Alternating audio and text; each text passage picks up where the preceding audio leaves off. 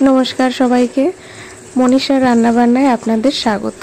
आज के आमी जे दुटो पद रान्ना करेছি भाबलाम सेगुलोई शेयर करी।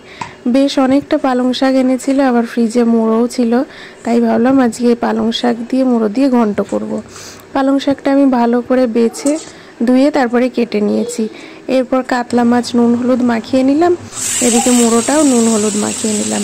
তারপরে কাতলা মাছটা আমি आलू फुलकपि दिए करब, भाबलाम बिउलिर डालेर बड़ी दिए दिए एक सुंदर सेंट बेरोबे। दुपाशे कड़ाई बसिए आमी एक पाशे बिउलिर डालेर बड़ीटा प्रथमे शुकनो खोलाय भेजे नेब आस्ते आस्ते, तारपर तेल दिए एकटू भेजे तुले नेब। ओई कड़ाईतेई तेल दिए आमी माछगुलो भेजे निচ্ছি। एपाशेও कड़ाई बसिए दिएছি, मुड़ो तीनटेও आमी भालो करे भेजे नेब। माछगुलो आमार भाजा हये गेছে, आमी तुले नेब। निये ओई कड़ाईते एकटू तेजपाता एकटू जिरे फोड़न दिए पालং শাকটা আমি ঢেলে দেব। পালং শাক থেকে আস্তে আস্তে বেশ ভালোই অনেকটা জল বেরোয়, শাকটাও অনেকটা ছিল, জলটাও বেরিয়েছে, তাই আমি আর জল দেব না। ওর মধ্যে নুন হলুদ আর কাঁচা লঙ্কা দিয়ে আমি চাপা দিয়ে দেব। ওই যেটুকু জল বেরোবে ওই জলেই শাকটা খুব সুন্দরভাবে সেদ্ধ হয়ে যাবে। বেশ মুড়োও তিনটে ছিল, আবার শাকটা যতই বেশি হোক পালং শাক একটু কমেই যায়, তাই আমি দুখানা মুড়োই দিয়েছি। মুড়োটাও একবারে দিয়ে ঢেকে দিলাম, আর একটা মুড়ো তুলে রেখেছি, এটা আমি মাছের ঝোলে দিয়ে দেব। এদিকে ওই তেলে মাছ ভাজা হয়ে গেলে আমি ফুলকপিটা ভেজে নিয়েছি। তারপর একটু বড় বড় করে কাতলা মাছে একটু বড় বড় করে আলু কেটে দিলেই আমার ভালো লাগে, তাই আলুটাও ভেজে নিচ্ছি আমি একটু লাল লাল করে।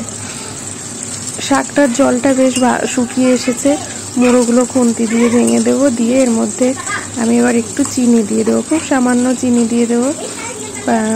পালং শাকে একটু চিনি দিলে খেতে ভালো লাগে। সামান্য চিনি, জিরের গুঁড়ো আর দিয়ে দেবো আতপ চালের গুঁড়ো দিয়ে ভালো করে ঘেটে নেব যতক্ষণ না বেশ একটা মাখা মাখা আঠা আঠা হবে।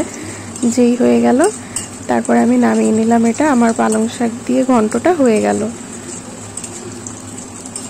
একটা রান্না আমার হয়ে গেল। পালং শাকের কালারটা এত সুন্দর এসেছে, পুরো ডিপ সবুজ, কালারটা দেখেই ভালো লাগছে। এবার আমি কড়াইতে আলু ভাজছিলাম, আলুগুলো বেশ লাল লাল করে ভাজা হয়ে গেছে।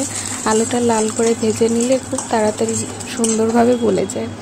এবার ওই তেলের মধ্যেই আমি দুটো তেজপাতা একটু জিরে দিয়ে আলুগুলো আবার ঢেলে দেব, দিয়ে দু একবার নাড়াচাড়া করে ওর মধ্যে একটু আদা বাটা, জিরে গুঁড়ো, হলুদ গুঁড়ো আর নুন দিয়ে দেব। আঁচটা আস্তেই থাকবে, আমি আঁচটা আস্তে রেখেই কিছুক্ষণ ধরে কষিয়ে নেব, নাহলে মশলাটা পুড়ে যাবে। এবার যেই মশলার কাঁচা গন্ধটা চলে গেল, গরম জল দিয়ে দিলাম। জলটা ফুটে উঠলেই ফুলকপি আর বড়িগুলো দিয়ে দেব। একটুখানি ফুটে ওঠার পরেই কাঁচা লঙ্কা দিয়েছিলাম, একটুখানি ফুটে ওঠার পরেই আলু আর ফুলকপিটা দেখব গলে গেছে, তখন আমি মাছটা দিয়ে দেব। দিয়ে আমি 4-5 মিনিট ফুটিয়ে নেব, মাছটার মধ্যেও যাতে ঝোলটার একটুখানি ঢোকে। এরপর আমি ভাজা জিরের গুঁড়ো দিয়ে দিলাম, দিয়ে আমার ঝোলটা হয়ে গেছে। আমার মাছের ঝোলটা একদম কমপ্লিট। আমি মাছের ঝোলটা এবার নামিয়ে নেব। আজকে দুটো রান্নাই আমার হয়ে গেল।